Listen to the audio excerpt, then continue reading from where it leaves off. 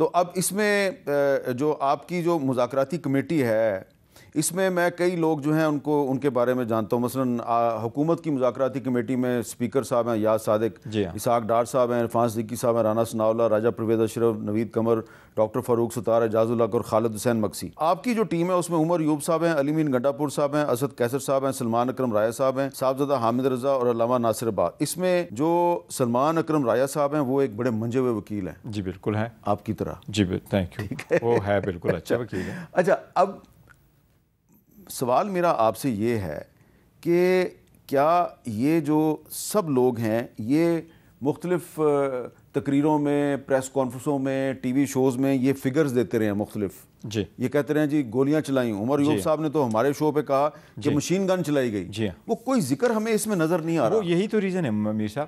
مطلب ہم نے اگر یہ کہا کہ اتنی چلائی گئی ہے اور ہم ٹی او آر اس کا بنائے تو کمیشن اس میں سے کیسے باہر آئے گا؟ اس لیے ہم نے کہا کیا گولی چلائی گئی ہے تو اس کا کیا امپیکٹ تھا, کس نے آرڈر کیا وغیرہ وغیرہ. تو یہ تو ہوتا ہی رہتا ہے. اسی لیے تو ہم کہہ رہے ہیں کہ ہمارے جو ٹی او آرز ہے یا ہمارے جو ان رائٹنگ انہوں نے مطالبات دیے ہیں وہ بڑے فیئر ہے اور امپارشل ہے اور دونوں پارٹیز کے اس کو دیکھ کر کے کیا ہے. اچھا, کیونکہ جب آپ بنا رہے تو آپ نہیں کہتے کس نے فلاں نے فلاں کو مارا, آپ کہتے ہیں فلاں کو کس نے مارا. آپ بھی وکیل ہیں اور رانا ثناء اللہ صاحب بھی وکیل ہیں. اب آپ کی بات میں وزن نظر آ رہا ہے کہ آپ نے ایکچولی یہ ٹی او آر سجیسٹ کیے ہیں. ٹی او آر ہم نے سجیسٹ کیے, یہ بھی اس میں سجیسٹ کرے, اور ہم نے کوئی ایسا بھی نہیں کیا جو ہمارا سٹینس نہیں ہے. یہ ٹی او آر ہے, ٹرمز ہے جو ڈٹرمن کرنا ہے کمیشن. اچھا, اب آپ کی بات سمجھ آ رہی ہے. آپ ایک وکیل کے طور پہ کہہ رہے ہیں یہ ہم نے ٹی او آر سجیسٹ کیے ہیں, لیکن آپ کی طرح رانا ثناء اللہ صاحب بھی وکیل ہیں. جی, وہ کہہ رہے ہیں بھائی کہ آپ نے اس میں وہ باتیں نہیں کی جو آپ پہلے کرتے رہے. تو کیا وہ مذاکرات کو ڈیریل کرنے کی کوشش کر رہے ہیں؟ نہیں, دیکھو مذاکرات اس کو یہ چاہتے ہیں کہ ان کو اور وسیع کرے. اس میں ضرورت نہیں ہے کہ ہم اس میں مسنگ بندوں کا ذکر کریں. ہم نے دو مطالبات رکھے. ایک مطالبہ یہ ہے کہ سارے پولیٹیکل جو اسیران ہیں ان کی آپ رہائی کریں. 9 مئی کے بعد جو لوگ اریسٹ ہوئے ہیں یا کنوکٹ ہوئے, جیلوں میں کنفائن کیا گیا, ان کی ایک ہمارے پاس ہے کہ یہ آپ کر دو. باقی اوورآل تو ہم نے مطالبہ ہی نہیں کیا. ان کے ساتھ ساری لسٹ ہے. اگر ہم نے ایک رکھا ہے کہ جی کتنے لوگ مسنگ ہے, کتنی کی ڈیتھ ہوئی ہے, کتنی لوگ انجرڈ ہے, وہ تو کمیشن خود ڈٹرمن کر لے گا. ہم اگر دیں گے ان کو کہ جی ہمارے پاس اتنے ہیں تو ہمارا فگر ہو گیا. ہم چاہتے ہیں کہ ہم نے ویسے آپ کے پاس کوئی اپنی اتھینٹک فگر ہے کس چیز کی؟ مسنگ پرسنز کی؟ اور یہ سب کورس ہمارے پاس مسنگ فگر ہے. جو لوگ مرے گئے تھے وہ کر چکے ہیں, بتا چکے ہیں کہ پہلے 12 تھے, پھر اس میں سے ایک زخمی میں تھے, اس زخمیوں میں سے 2 مرے تو 14 ہو گئے. وہ کورٹ کے سامنے. تو یہ آپ کی پارٹی کی آفیشیل فگر 12 ہے؟ نہیں, ہماری جو آفیشیل فگر ہے وہ 14 کی ہے, جو اس میں جس کی ڈیتھ ہو گئی ہے, اضافہ ہوا ہے. اور باقی جو ہمارے مسنگ ہے اس مسنگ لسٹ میں سے ہم نے کہا تھا کہ اگر ہماری مسنگ لسٹ میں سے جو سکورز مسنگ ہے ان میں سے اگر کوئی ہمیں کنفرم ہوا کہ وہ بھی اس کی وہ ڈیڈ ہے تو وہ انکلوڈ کریں گے. اچھا, میں سوال آپ سے اس لیے پوچھ رہا ہوں کہ کچھ جو فگرز ہیں ان میں کافی تضادات پائے جاتے ہیں, مختلف لوگ مختلف باتیں کر رہے ہیں. ذرا دیکھیں. 278 لوگ انہوں نے سیدھے گولیاں مار کے شہید کیے. وہ 12 شہادتیں ہوئی ہیں. ہم نے آن ریکارڈ کہا ہے کہ جو سینکڑوں لوگ کہہ رہے ہیں ان کو ہم نے ڈسون کیے ہیں. ہم وہ بات کریں گے جو کہ مصدقہ آئیڈینٹیفائڈ, جن کے جنازے ہو چکے ہیں, تدفین ہو چکی ہے, پکٹوریل ویڈیو ایویڈنس ہے, وہ 12 کی ہے اس وقت. 11 کی اموات کی جو ہے نا وہ کنفرم خبر ہے ہمارے پاس. باقی ڈیٹا کلیکٹ ہو رہا ہے. اسلام آباد میں پی ٹی آئی کے سپورٹرز میں سے کم از کم 20 افراد شہید ہوئے. تو ایک فگر ہے 278, پھر آئی 20, ابھی آپ 14 کہہ رہے ہیں, ایک 11 ہے. تو 12 کی انیشلی جو فگر تھی وہ 12 جو ہوئے تھے دوسرے تیسرے دن. سلمان صاحب جو کہہ رہے ہیں 20 ہی, اس وقت انہوں نے کہا تھا کہ ابھی ہماری لسٹ بن رہی تھی, جو ڈیٹا کلیئر نہیں ہوا تھا کہاں ہے, تو یہ شاید اس وقت کی ہے. 278 کا ہم نے نہیں کبھی بھی فگر پارٹی نے نہیں دیا, سیکٹری انفارمیشن نے کبھی نہیں دیا, ہم نے کبھی نہیں دیا, ہمارے آفیشیل ڈیٹا پہ کبھی نہیں آیا. ہماری یہی فگر ہے جس کو آپ نے کوٹ کیا. اچھا, اب یہ میں اس لیے پوچھ رہا ہوں کہ اگر آپ کی آفیشیل فگر 14 ہے, اب 14 ہے, جی 14 ہے, تو آپ جب اگر جوڈیشل کمیشن بن جاتا ہے تو ان 14 افراد کے نام, ولدیت, ایڈریس وغیرہ آپ دیں گے؟ یہ سب کورس ہمارے پاس ہے, سارا کچھ ہے, سب ای ٹو زی موجود ہے. تو کورٹ میں بھی ہم نے سبمٹ کیا ہے, تو اس سے دیر از نو ڈینائل آف دی فیکٹ. اب ایک بڑا اہم سوال ہے, اگر جوڈیشل کمیشن بن جاتا ہے, جی, اس بات کی کیا ضمانت ہے کہ وہ جوڈیشل کمیشن جو ہے اس کی انکوائری جو ہے وہ 2 ہفتے میں یا 10 ہفتے میں مکمل ہو جائے گی اور پھر اس کی رپورٹ بھی منظر عام پہ آئے گی؟ میر صاحب یہ بہت سیریس ایشوز ہے اور 2 قسم کی رپورٹیں آ جاتی ہے. کچھ ایسی رپورٹیں بھی ہوتی ہیں کمیشن آج تک جو بنی ہے وہ حکومت کی انٹرنل معاملات سے ریلیٹڈ ہوتے ہیں, کہاں حکومت فیل ہو گئی, کہاں وٹ وینٹ رانگ, اور وہ رپورٹ حکومت اپنے لیے رکھتی ہے تاکہ اپنی اصلاح کر سکے. کچھ ایسی رپورٹیں ہوتی ہے کہ وہ پبلک کی جاتی ہے, جس طرح کمیشن کی کئی ساری رپورٹیں بنی تھی جی, مختلف وقوعوں پہ رپورٹیں بنی تاکہ وہ ڈسکلوز بھی ہو گئی ہے. تو اس میں اگر ہم بیٹھیں گے تو اس میں سارا کچھ ہوگا. ایک یہ بھی ہوگا کہ وہ رپورٹ کتنے دنوں میں آ جائے, یہ بھی ہوگا کون اس میں ممبر ہوں گے, اور وہ رپورٹ جہاں کمیشن بیٹھے گا وہ کہاں بیٹھے گا اور کتنے دنوں میں کنکلوڈ ہوگا. اور وہ obviously جو رپورٹ آئے گی وہ پھر کمیشن پہ وہ ڈیفینڈ کرتا ہے کہ اس کی رپورٹ دیکھو پہلے وہ کیا کرنا چاہتا ہے, وہ پارٹیز کو دینا چاہتا ہے اور پارٹیز کی ثوابدید پہ چھوڑتا ہے کہ اس کو ڈسکلوز کرے, یا کمیشن یہ ہولڈ کرتا ہے کہ نہیں اس کو فور دس پرپز اس کو استعمال کرے. اگر جوڈیشل کمیشن نہیں بنتا, نہ 9 مئی کے واقعات پہ نہ 26 نومبر کے واقعات, پھر کیا کریں گے؟ دیکھیں یہ خان صاحب نے بڑا کلیئر کیا ہوا, اور ہم چاہتے ہیں کہ اگر آپ ایٹ لیسٹ کمیشن کی طرف آگے نہیں بڑھتے تو پھر تو کوئی بات آگے نہیں بڑھے گی. ہم نے تو 2 مطالبات کیے ہیں, اگر ایک مطالبہ آپ نہیں کرتے تو باقی رہ جائے گا اسیران کی رہائی. تو ایک کے لیے تو میرا نہیں خیال اپروپریٹ ہوگا آگے بڑھنا.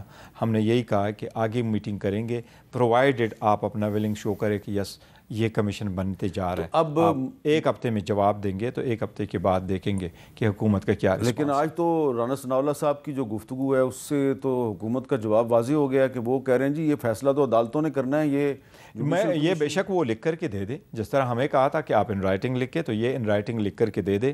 تو جس وقت اگر انہوں نے ان رائٹنگ لکھ کر کے دیا کہ اس پہ کمیشن سرے سے بن ہی نہیں سکتا یا کچھ ہوا تو پھر آگے دیکھیں گے.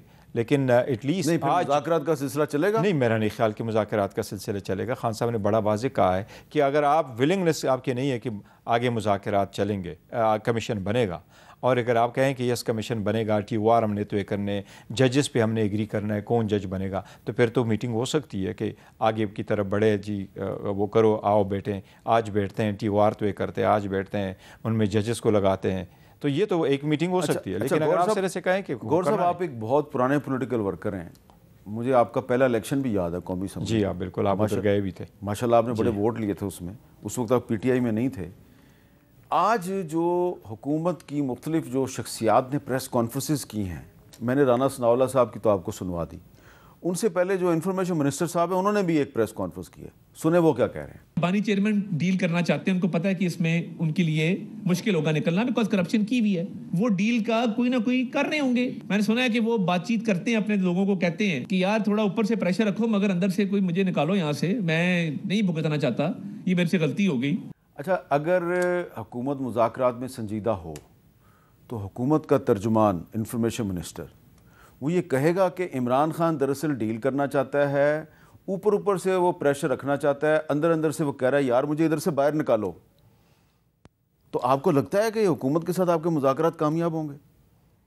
جب مذاکرات ہو رہے ہوں تو غیر سنجیدہ لینگویج نہیں استعمال کرنے چاہیے, اور سیریس ہو کر کے کرنا چاہیے. اور اس لیے میں بارہا کہہ چکا ہوں کہ اگر حکومت سنجیدگی کے ساتھ بیٹھے گی, کھلے دل کے ساتھ بیٹھے گی, نیک نیتی کے ساتھ بیٹھے گی, اور اس نیت کے ساتھ بیٹھے گی کہ ایک دوسرے کو سنے, تو مسائل کا حل نکل آ سکتا ہے, اور اس کا بھی نکل آ سکتا ہے.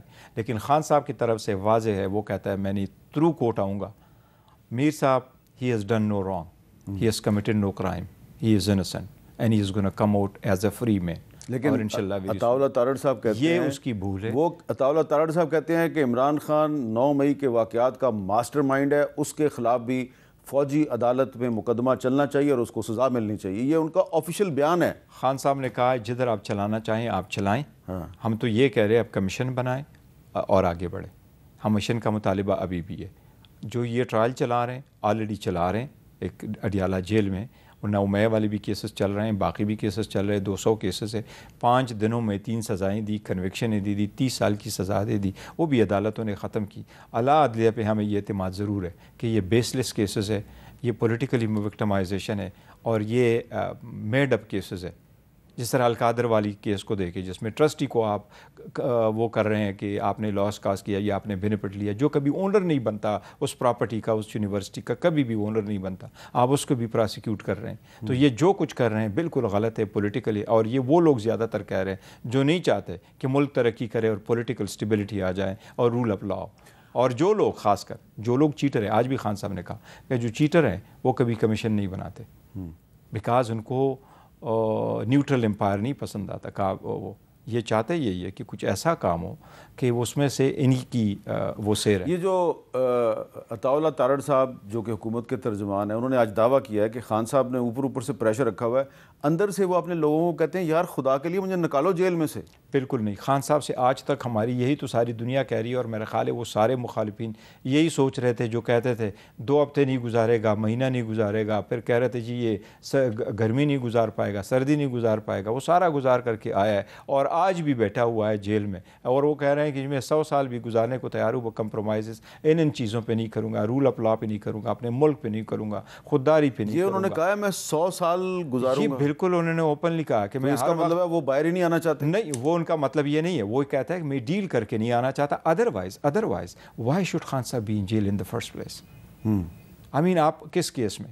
آپ کہتے ہیں عدت والا، آپ کہتے ہیں توشخانہ والا، آپ کہتے ہیں سائفر والا، آپ کہہ رہے ہیں کہ جی القادر والا. آپ بتائیں کون سی؟ آپ کے پاس کچھ بھی اور نہیں ملا، because he has done no wrong, he has committed no crime. تو یہ وہ لوگ کہہ رہے تھے کہ جی وہ تک گئے، وہ تکے نہیں، لیکن ان کی should never be in jail. لیکن وہ ڈیل کر کے باہر نہیں آئیں گے، اور وہ کہتے رہیں یس پولیٹیکل پریزنر کی رہائی ہونے چاہیے، میں ڈیل نہیں کر رہا، میں لیگل پروسیس فالو کر کے آؤں گا انشاءاللہ. لیکن جب علیمہ خان صاحبہ للکار کے کہتی ہیں کہ ہمت ہے تو عمران خان کو القادر ٹرسٹ کیس میں کنوکٹ کر کے دکھاؤ، سزا دے کے دکھاؤ، تو یہ للکارہ مارنا جو ہے یہ صحیح ہے؟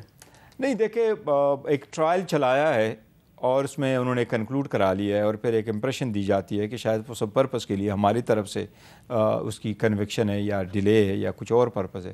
تو اس کو ایکسپیل کرنے کے لیے خان صاحب نے کہا کہ آپ نے اگر کل سنانا ہے تو آپ اپنا فیصلہ سنا لیں.